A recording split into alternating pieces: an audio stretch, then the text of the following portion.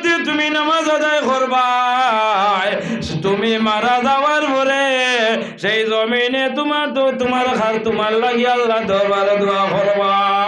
আপনি জমিন চলাফেরা করবা, সেই জমিনে আল্লাহ দরবারও দোয়া করিলাই। বাইরে অনেক সময় দেখা যায় মানুষে গুনার কাম করিয়া মানুষ জমিনের বাইরে দিয়া যায়।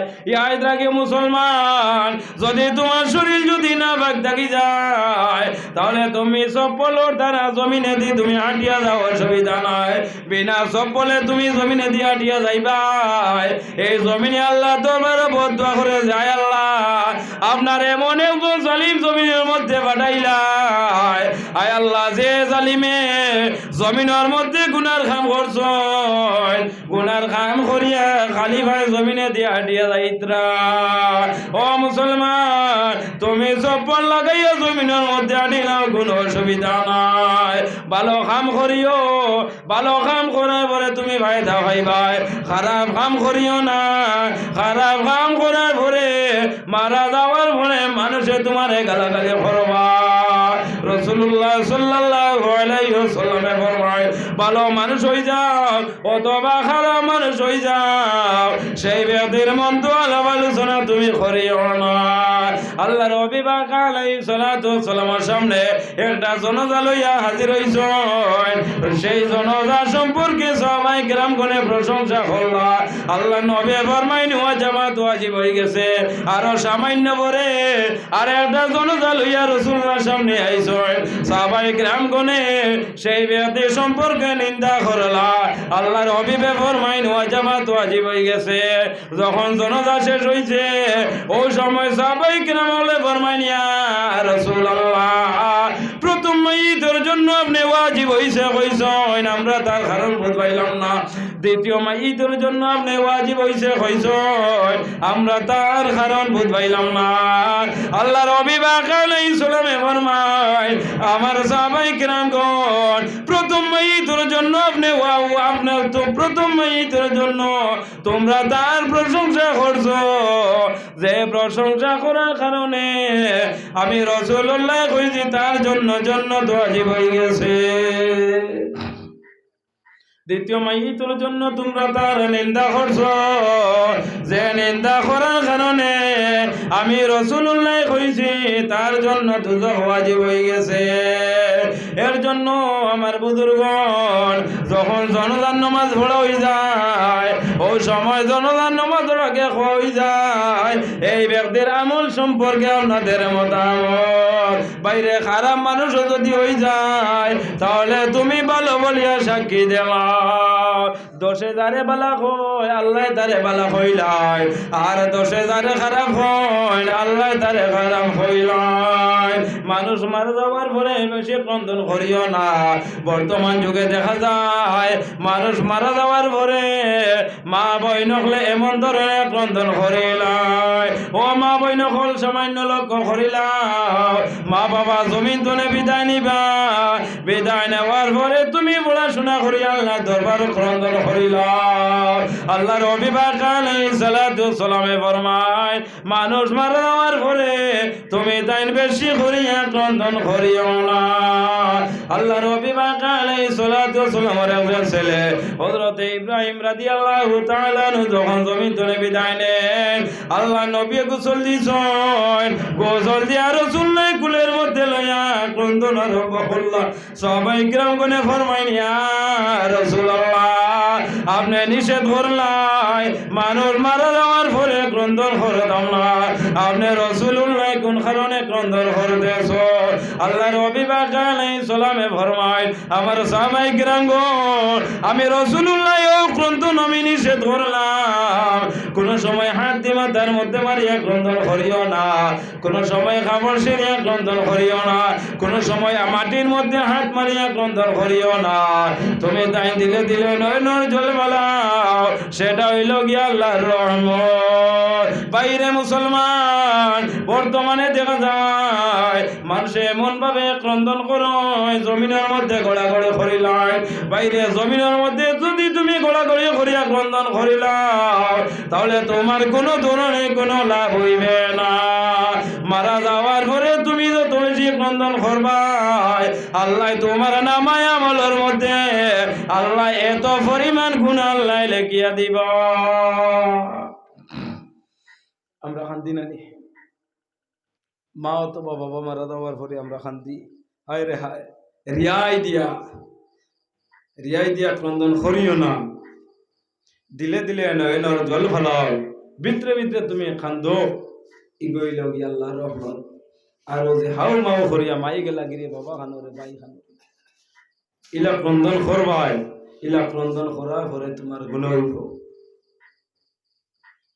নমাজ পড়ো, আল্লাহ দরবার ক্রন্দন করো, ইস্তেগফার করো। আর ইস্তেগফার লাউমা মা বাবার জন্য তুমি তাই ইস্তেগফার করো, দোয়া করো, পড়াশোনা করিয়া আল্লাহর দরবারে দোয়া করো।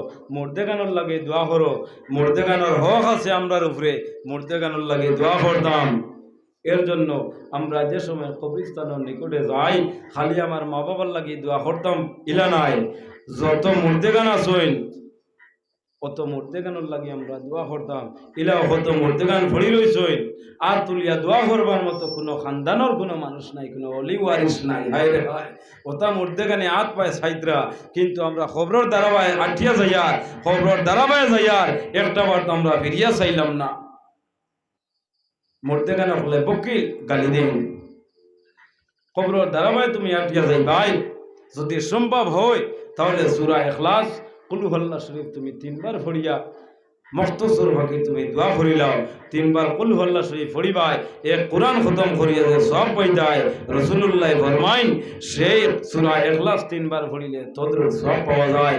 আল্লাহর দরবারও সূরা ইখলাস 3 বার পড়িয়া আল্লাহর দরবারে দোয়া করো যে আয় আল্লাহ এই কয়েক খতম কোরআন খতমর সব নিয়া আমার মা বাবা, আমার প্রতিবেশী, আমার গোটা খানদান অথবা এই জায়গার মধ্যে যত মুর্দেগান সোহান সমস্ত মুর্দেগানোর রুহে পাকের মধ্যে সব নিয়ে পৌঁছাইয়া দেও। আল্লাহ রাব্বুল আলামিন তো তাড়াতাড়ি নিয়ে পৌঁছাইয়া দিবা, তখন মুর্দেগান হল খুশি হয়ে যায়। হায় রে হায় যখন আমরা মুইয়ত লইয়া কবরস্থানের নিকটে যাই তখন যে দেখা যায় মানুষ অনবরত চলাফেরা করতেছে। আল্লাহর বন্দার কারণে তুমি গেছো, আল্লাহর বন্দারে তুমি দাফন করতায়, একজন দেখবায় মার খবরও, আর একজন দেখবায় বাবার খবরও, আর একজন দেখবায় সন্তানাদের খবরও। হ্যাঁ জিয়ারত করতায় করো, কোনো অসুবিধা নাই। যান কারণে তুমি খবরের মধ্যে আইছো, মজারখানাত আইছো, সেই মানুষের জন্য তুমি ইস্তেগফার করো। অনেক সময় দেখা যায় মানুষে কবরস্থানের নিকটে গিয়া মানুষে হাসাহাসি করে না নি। হায় রে হায় রাসূলুল্লাহ ফরমাইন যদি কোনো মানুষে মরা বাড়িতে গিয়া আশি দিলাইব, আল্লাহর হাবিব আলাইহিস সালামে ফরমাইন সেই ব্যক্তি 40 দিনের আমল বরবাদ হয়ে যায়। মরা বাড়ি গিয়া তুমি কোনো সময় আসিও না, দুঃখ প্রকাশ করতায় খবরের উপরে দিয়ে দিয়া কোনো সময় হাঁটিয়া যাইও না। আমরা যে সেখানে মনে হয় আমরা ফাড়া মারি না নি, হয়তো খবরের উপরে ফাড়া মারি, নতুবা অন্য জায়গাতে আমরা ফাড়া মারি। রাসূলুল্লাহ ফরমাইন লা তুরজিল মাইয়িত, মুর্দারে কষ্ট দিও না, তার উপরে দিয়ে আটিয়া যাইও না। যে মানুষ খবরের উপরে দিয়ে আটিয়া যাইব যেমন সেই ব্যক্তি লাল আংটার উপরে ফাড়া মারি দিলাইছে। হায় রে হায় আমরা তো খালি কোনো বাকির মাটি চাইর মধ্যে দিতাম আর বাড়ি আইতাম, এই সময় খবর পর্যন্ত আমরা হামাই যাইয়া মানুষের ঠানিয়া তুলিত্রা নারী তোরা খেয়াল করে এখানে পিছিয়েও যাও, কোনো অসুবিধা নাই। মিনহা খালাকনাকুম ওয়া ফিহা নুঈদুকুম ওয়া মিনহা নুখরিজুকুম তারাতান উখরা, হইয়া তুমি ঠিক মাটি দিয়াও, কোনো অসুবিধা নাই। আল্লাহর বন্দায় দেখবা এখানে তোমার লাইন হারিয়া গিয়া খবর উপর উড়িয়া নয়া খবর পর্যন্ত ফাড়া মারি দাসাই দিতরা, এই খেয়ালও নাই, ইটা হরিও না, ইটা বলো নাই। কবরের নিকটে তুমি গেছো দিল নরম হয়ে যায়। রাসূলুল্লাহ সাল্লাল্লাহু আলাইহি ওয়াসাল্লামে ফরমায় যে মানুষের দিল শক্ত হয়ে যায় একটাবার তুমি কবরের নিকটে যাও, কবরের নিকটে যাওয়ার সঙ্গে সঙ্গে তোমার দিল নরম হয়ে যাইব। আর এই নরম দিল লইয়া আল্লাহর দরবারে যে সওয়াল করবাই খোদার কসম আল্লাহ কোনো সময় তোমারে ফিরিয়ে দিত না। ও মুসলমান, অনেক সময় অনেক মানুষের দোয়া করেন, দোয়া করার সময় হয় এতদিন থেকে আমি দোয়া করি আর আমার দোয়া হয়তো আল্লাহ কবুল করতে চাই না। বাইরে বারবার তুমি দোয়া করিলাম, যত বেশি তুমি দোয়া করবাই তত বেশি কিন্তু তোমার ফায়দা হয়ে যায়। দুই গুরু মানুষের দোয়া এক গুরু মানুষের দোয়া আল্লাহ রাব্বুল আলামিনে তাড়াতাড়ি কবুল করিলাই, আর আরেক গুরু মানুষের দোয়া আল্লাহ এত তাড়াতাড়ি কবুল করেন না। লাফতুল মারজান ফি আহকামিল জান কিতাবের মধ্যে আল্লামা জালালউদ্দিন সৈয়দী রাহমাতুল্লাহি তাআলা আলাইহি ফরমায়, যখন মুনাফিক ফাসিক মানুষ গুনাহগার মানুষে আল্লাহর দরবারে দোয়া করবা, দোয়া করার সঙ্গে সঙ্গে আল্লাহ দোয়ারে কবুল করে লয়।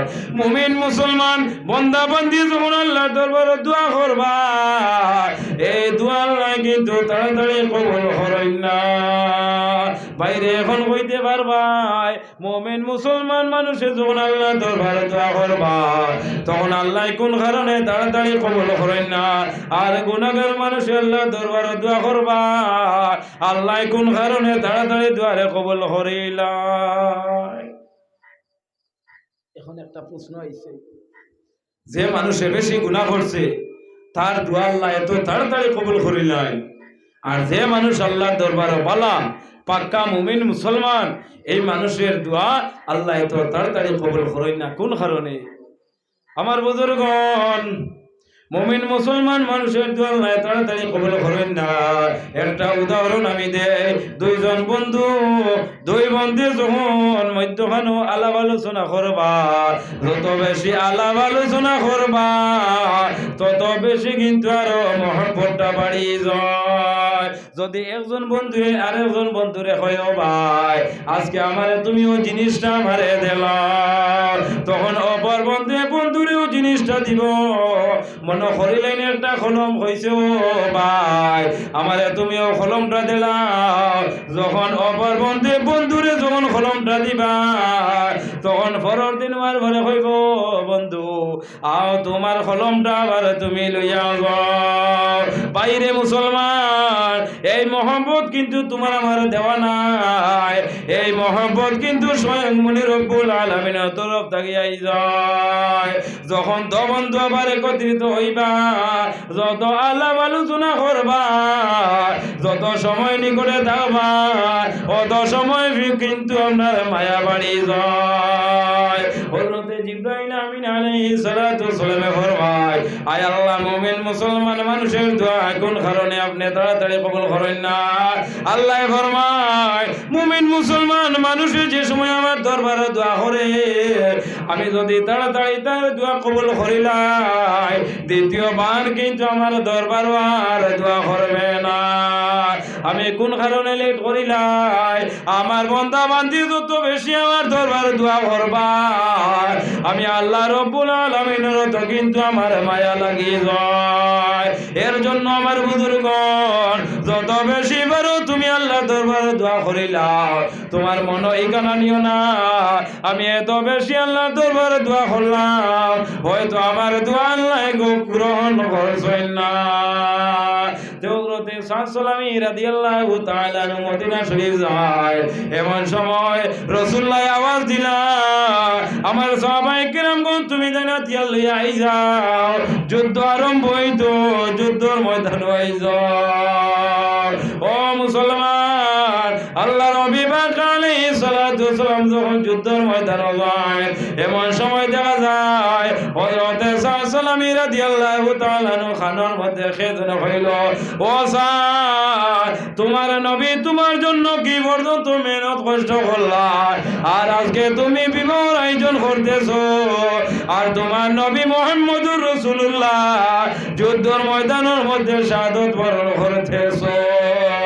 হযরতে সাল্লাল্লাহু রাদিয়াল্লাহু তাআলা নূর খানের মধ্যে আইছে, হযরতে সাল্লাল্লাহু রাদিয়াল্লাহু তাআলা নূর মনের মধ্যে আইলো, আইরে হায় যে নবীর কারণে আজকে আমার বিবাহ হইল, ও নবী যুদ্ধের ময়দানের মধ্যে শাহাদাত বরণ করতেছেন, আমি জমিনও দেখাচ্ছে না থাকা আমার ভালো হয়ে যায়। হযরতে সাল্লাল্লাহু রাদিয়াল্লাহু তাআলা আনহু আইছে, যখন যুদ্ধের ময়দানে যায়, যুদ্ধ আরম্ভ হইছে, আরম্ভ হওয়ার পরে দেখা যায় অনেক সাহাবায়ে কেরাম জমিন থেকে বিদায় নেয়। যখন যুদ্ধ শেষ হইছে, আল্লাহ নবী ফরমাইন, আমার সাহাবায়ে কেরামগণ, আমার যত সাহাবায়ে কেরামগণ শাহাদাত বরণ করছো, তুমি তাই এক জায়গার মধ্যে জমা করিলা। বাইরে মুসলমান সাহাবায়ে কেরাম বলে সমস্ত সাহাবায়ে কেরাম হল এক জায়গার মধ্যে জমা করছেন আল্লাহর হাবিব আলাইহিস সালাতু সালামে এক এক করিয়া পরিচয় করিয়া যায় ও আমার অমুক সাহাবী শাহাদাত বরণ করছেন ও দেখেন আমার অমুক সাহাবী শাহাদাত বরণ করছেন বাইরে জওয়ান যখন সালামী রাদিয়াল্লাহু তাআলা নিকটে আয় ও সময় রাসূলুল্লাহ নয়নের জল ভাই হইয়া যায় সবাই গ্রাম গুনে ফরমায় ইয়া রাসূলুল্লাহ আপনি এক এক করে সমস্ত পরিচয় ভাইলাই আপনি ও সাহাবী নিকটে আইয়া কোন কারণে কন্ট্রোল করতেছো আল্লাহ নবী ফরমায় আমার সাহাবায়ে কেরামগণ আমার ও যে সাহাবী দেখতে পারায় আমার সাহাবীরে তুমি তাই পরিচয় বাড়ায়নি সাহাবায়ে কেরাম বলে ফরমায় ইয়া রাসূলুল্লাহ আপনার কোন সাহাবী জমি তুলে বিদায় নিলা আমরা সেই সাহাবীরে আমরা পরিচয় পাইরা না বাইরে জওয়ান হযরতে সালামী রাদিয়াল্লাহু তাআলা নূরে ও পর্যন্ত জালিম হলে মারা মারছেন হযরতে সালামীর চক্ষু পর্যন্ত বাইরে করিলাইছেন হযরতে সালামী না পর্যন্ত হটিলাইছেন হযরতে সালামীর হাতের নখ পর্যন্ত বাইরে করিলাইছেন কোন কারণে যে নবী মুহাম্মদুর রাসূলুল্লাহ পরিচয় না পাইতা আল্লাহর নবী পাক আলাইহিস সালামে ফরমায় আমার সাহাবায়ে কিরামগণ ও যে সাহাবী তুমি তাই দেখতে পারায় আমার সালামে ও সাহাবায়ে কিরামগণ আমার সালামীরে কোন মানুষে খবর হইলা আমার সালামীরে আমি রাসূলুল্লাহ খবর হইলাম না আমার সালামী কোন সময় আইলা আমার সালামী এই জায়গার মধ্যে শাহাদাত বরণ করিলাইলা আল্লাহ নবী পাক আলাইহিস সালামে ফরমায় আমার সাহাবায়ে কিরামগণ আমার সালামীরে যখন কবরের মধ্যে রাখবাই রে আমি স্বয়ং মুহাম্মদুর রাসূলুল্লাহ কবরের মধ্যে রাখতাম ও মুসলমান আল্লাহ নবী যখন সালামীরে কবরের মধ্যে রাখতা ও সময় রাসূলুল্লাহ আকাশের দিকে চায় নয়নের জল ফলায় আল্লাহ নবী যখন সালামের কবর তুলে উঠেন ও সময় দেখা যায় রাসূলুল্লাহ মুস্কি হাসি দিলেন সাহাবায়ে কেরাম বলে ফরমায় ইয়া রাসূলুল্লাহ আপনি যখন সালামীরে কবরের মধ্যে রাখলাই আপনি কোন কারণে নয়নের জল ফলাইলাই ইয়া রাসূলুল্লাহ আপনি যখন কবর তুলে উঠিলাই ও সময় কোন কারণে আপনি মুস্কি হাসি দিলাই আল্লাহর নবী পাক আলাইহিস সালামে ফরমায় আমার সাহাবায়ে কিরামগণ তোমরা জানো না রে আমার